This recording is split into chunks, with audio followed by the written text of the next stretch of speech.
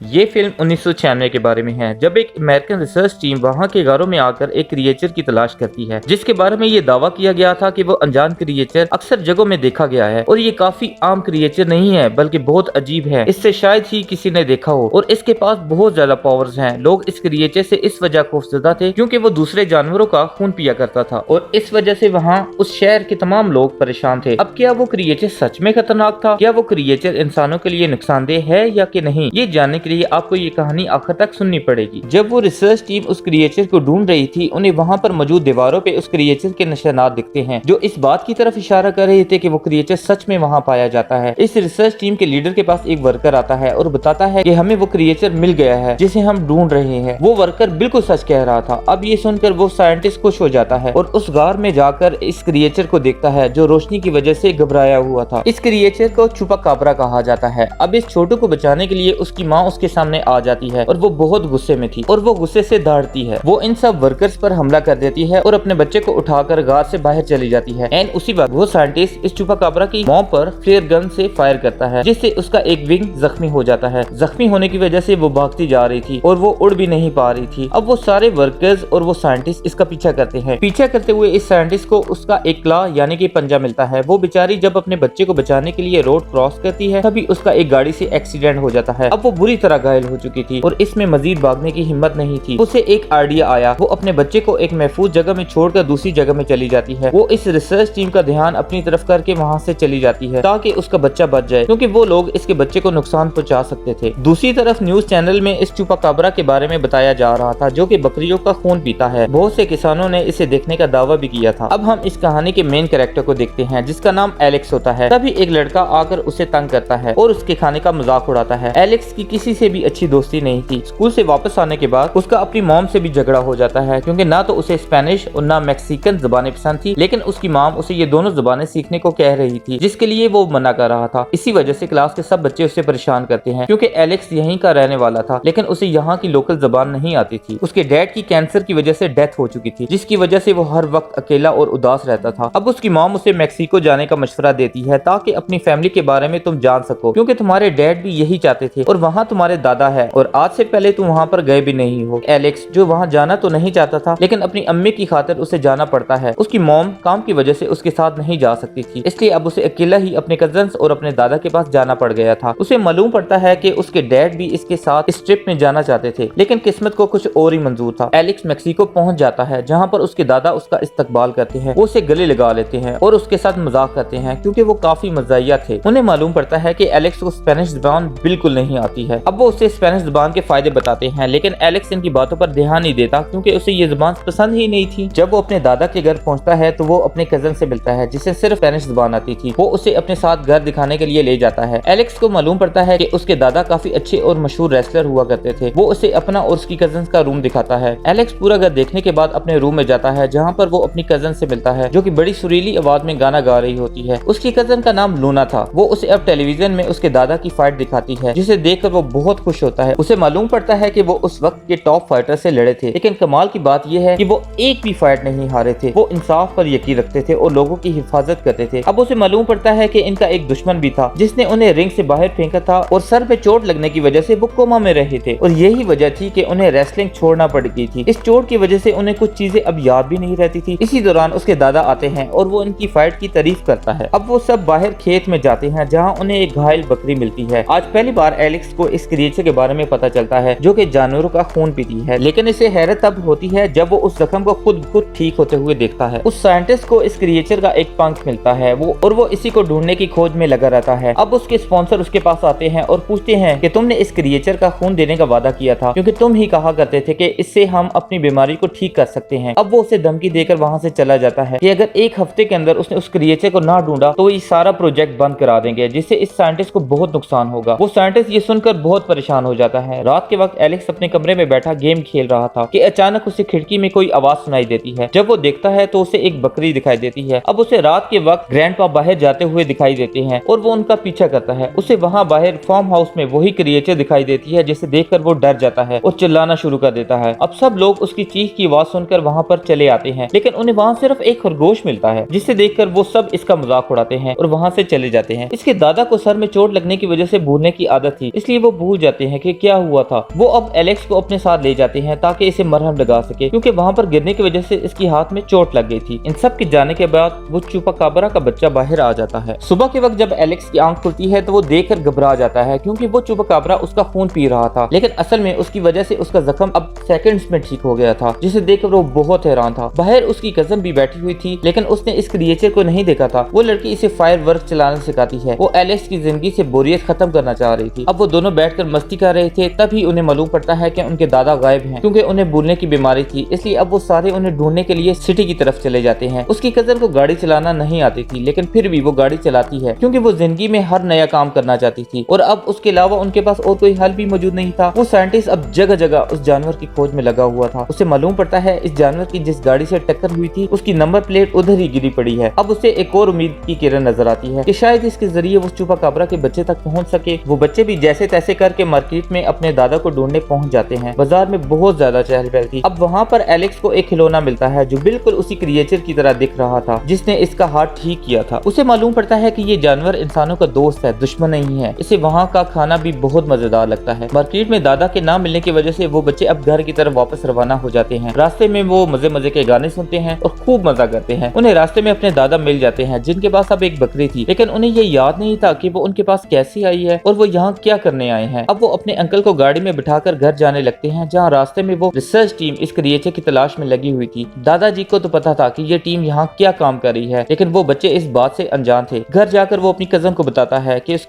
उसे अपने दादा पर शक है कि वो हमसे कुछ तो छुपा रहे हैं, लेकिन इसकी कजन एलेक्स को इसकी बात पर यकीन नहीं था। हालांकि एलेक्स उसे म्यूजिक बॉक्स भी दिखाता है और रात के वक्त अकेले में दादाजी के फार्म हाउस जाने वाली खबर भी बताता है, लेकिन फिर भी वो उसकी बात पर यकीन नहीं करती है। उसे चुपाकाब्रा पर बिल्कुल यकीन नहीं था और वो उठकर वहाँ से चली जाती है। अब रात के वक्त एलेक्स वो म्यूजिक बॉक्स लेकर फार्म हाउस में जाकर बजाता है। वो म्यूजिक सुनकर वो चुपा बाहर आ जाता है। वो डरा और सहमा हुआ था। अब वो चुपा इसके पास आकर इस म्यूजिक बॉक्स से खेलता है। एलेक्स को मालूम पड़ जाता है कि वो उसे नुकसान नहीं पहुंचाएगा। अब वो इसके लिए कुछ खाने को लाता है, लेकिन चुपा कुछ नहीं खाता और इसके साथ खेलने लग पड़ता है। वो उसे अपने साथ लेकर जाता है और उसे मरा हुआ चूहा खाने को कहता है। ये जानवर बहुत ज्यादा फ्रेंडली था। अब एलेक्स और उसकी दोस्ती हो जाती है। वो चूहा बिजली की आवाज से डरा हुआ था, इसलिए वो एलेक्स उसे अपने गले से लगाकर वहीं पर सो जाता है। अगली सुबह जब एलेक्स की आंख खुलती है तो उसका कजन उसके पास फार्म हाउस में आता है। उसे शक पड़ गया था कि एलेक्स जरूर इससे कुछ छुपा रहा है, इसलिए वो वहाँ तलाशी शुरू कर देता है। अब एलेक्स के दोनों कजन्स को भी उस चूहा के बारे में पता चल चुका था। वो दोनों शुरू में से काफी डरते थे, क्योंकि वो बहुत अजीब था। वो चल भी सकता था और उड़ भी सकता था। फिर बहुत जल्द उन्हें एहसास हुआ कि ये हमें नुकसान नहीं पहुंचा सकता, इसलिए उनकी भी इससे बहुत जल्द दोस्ती हो जाती है। तभी यहाँ उनके दादाजी आते हैं और इस चूहा को अपने पास बुलाते हैं, जो फौरन वफादार जानवर की तरह उनके पास चला जाता है। अब दादाजी उन्हें सब कुछ सच सच बता देते हैं कि कुछ दिन पहले रात को जब मैं घर आ रहा था तो इसकी माँ मेरी गाड़ी से आकर टकरा गई थी। इसे पता चलता है कि वो नंबर प्लेट एलेक्स के दादा की गाड़ी की थी। फिर वो बताते हैं कि मैं समझा कोई आम जानवर होगा, इसलिए मैं नजरअंदाज करके आगे चला गया। पर जब मैं घर के करीब पहुंचा तो मुझे ये मिला, क्योंकि इसकी मॉम कहीं और जा चुकी थी और ये बेचारा मेरा पीछा करते करते मेरे घर तक आ गया। इसे देखते ही मैं समझ गया था कि ये डरा हुआ है और ये मेरे लिए नुकसानदेह भी नहीं है, इसलिए मैं इसे अपने साथ घर ले आया हूँ। और अब मुझे पता चल चुका है कि वो रिसर्च टीम इसे ही ढूंढ रही है। मुझे फिक्र हो रही थी और अगर ये उनके हाथ लग गया तो वो इसे नुकसान पहुंचा देंगे, क्योंकि इस पर बाद में वो बहुत ज्यादा तजर्बे करेंगे। तो मैंने इसकी जान बचाने के लिए इसे अपने पास ही रख लिया। ये सब जानने के बाद अब बाकी बच्चों को भी चूपा पर बहुत तरस आ रहा था और इसी वजह से अब सब इसका ख्याल रखने लग पड़े थे। लेकिन बदकिस्मती से एक दिन वो साइंटिस्ट और एक आदमी इसके घर पहुंच जाते हैं और वो इस नंबर प्लेट को ट्रेस करते हुए इसके घर तक पहुंच गए थे। वो अब इनके घर की तलाशी लेना चाह रहा था, लेकिन उसके दादाजी बगैर डरे इसे साफ साफ इनकार कर देते हैं और इसे धमकाकर वहां से भगा देते हैं। अब इस साइंटिस्ट को दादाजी पर शक हो गया था। एलेक्स और उस चुपाकाब्रा की दोस्ती बहुत गहरी हो चुकी थी, क्योंकि वो बच्चा था और डरा भी हुआ था, इसलिए इसे फिलहाल उड़ना नहीं आ रहा था। एलेक्स इसके साथ बहुत ज्यादा इमोशनली अटैच हो चुका था। वो उसे वादा करता है कि वो उसकी फैमिली को ढूंढकर उसे उसके पास पहुंचा देगा। अब इस चूपा की मदद एलेक्स का कजन करता है। उसे छत पर लेकर जाता है और उसे उड़ना सिखाता है और बार बार इसे ट्रेनिंग देता है कि कैसे उड़ा जाए। अब एलेक्स को भी देखकर ऐसा लग रहा था कि वो यहाँ आकर काफी खुश है, क्योंकि अब इसे यहाँ नए दोस्त मिल गए थे जो उसे दिल से चाहते थे। अब उस वक्त दादाजी उसे उसके डैड के बारे में बताते हैं कि जब मैंने वो रेसलिंग छोड़ दी थी तो मैंने वो तुम्हारे डैड को सिखाई। वो मेरा बेटा होने के साथ साथ मेरा काफी ज़हीन शागिर्द भी था। फिर एक दिन उसे तुम्हारी मॉम्स मिल गई और उसने शादी कर ली, तो तब से उसने रेसलिंग को छोड़ दिया था। अब दादाजी उसे अपने साथ लड़ने को कहते हैं। अब वो उसे लड़ने के लिए उकसाते हैं ताकि वो लड़कर अपना गुस्सा और भड़ास निकाल ले, क्योंकि इसके दादाजी उससे बड़े थे, इसलिए वो इन पर हाथ नहीं उठाना चाहता था। लेकिन जब इसके दादाजी बात नहीं मानते तो उसे गुस्सा आ गया। वो इन्हें धक्का देकर रिंग से बाहर गिरा देता है। वो इतनी जोर से गिरते हैं कि के फौरन से बेहोश हो जाते हैं। इसी वजह से वहाँ फौरन डॉक्टर को बुलाया जाता है, जो उन्हें चेक करके बच्चों को बताते हैं कि कुछ दिनों के लिए इनकी याददाश्त जा चुकी है, इन्हें मुकम्मल तौर पर आराम चाहिए। उसी दिन वो साइंटिस्ट उनके घर दोबारा आ गया था, जिसे देखकर वो चूपा चिल्लाता है। अब वो उसे गन से मारकर बेहोश कर देता है और उसे अपनी गोद में उठाकर अपने साथ ले जाने लगता है। बच्चे उस साइंटिस्ट को नहीं रोक पाते और दुखी हो जाते हैं। एलेक्स जल्दी से भागकर अपने दादाजी के पास आता है और उन्हें चूपा को बचाने का कहता है, लेकिन उसके दादाजी की याददाश्त तो जा चुकी थी और अब वो इसे नहीं समझ पा रहे थे। अब एलेक्स को एक आइडिया आता है और वो अपने दादा को कहते हैं कि घर में वही दुश्मन आ गया है जिसने आपको रिंग से बाहर उठाकर फेंका था। ये सुनकर उसके दादा को गुस्सा आ जाता है और वो मास्क पहनकर उस साइंटिस्ट से लड़ने के लिए आ जाते हैं और अपनी ताकत का इस्तेमाल करके उसे हरा देते हैं। अब वो सारे बाहर आकर उस साइंटिस्ट की गाड़ी में भाग जाते हैं, जहाँ पर चूपा को पहले ही उसने बंद करके रखा हुआ था। गाड़ी में वो दोबारा अपने दादाजी को याद कराता है कि हमने इस चूपा की मदद करके उसे उसकी फैमिली तक पहुंचाना है। अब दूसरी तरफ वो साइंटिस्ट अपने रिसर्च टीम के साथ इनका पीछा करता है। एलेक्स अपने दादा के साथ उस एक्सीडेंट वाली जगह में आता है और उनसे पूछता है कि आपने उसकी मां को किस तरफ जाते हुए देखा था, लेकिन हमेशा की तरह इस बार भी उसके दादाजी भूल गए थे। इसी दौरान चूपा एक तरफ भागना शुरू कर देता है, जिसे भागता हुआ देखकर वो सब इसका पीछा करते हैं, क्योंकि ये सब लोग समझ गए थे कि चूपा अपने घर का रास्ता जानता है और इसी तरफ भाग रहा है। चूपा के बिल्कुल पीछे एलेक्स था। अब वो दोनों भागते भागते एक गहरी खाई के पास पहुंच जाते हैं, जिसके ऊपर लोहे का एक मोटा सा पाइप लगाया हुआ था। अब क्योंकि चूपा उड़ने से डरता था, इसलिए वो उड़ के आगे नहीं जाता, बल्कि वो मुख्तलिफ तरह की आवाजें निकालकर किसी को बुलाने की कोशिश करता है, लेकिन कोई नहीं आता। अब वो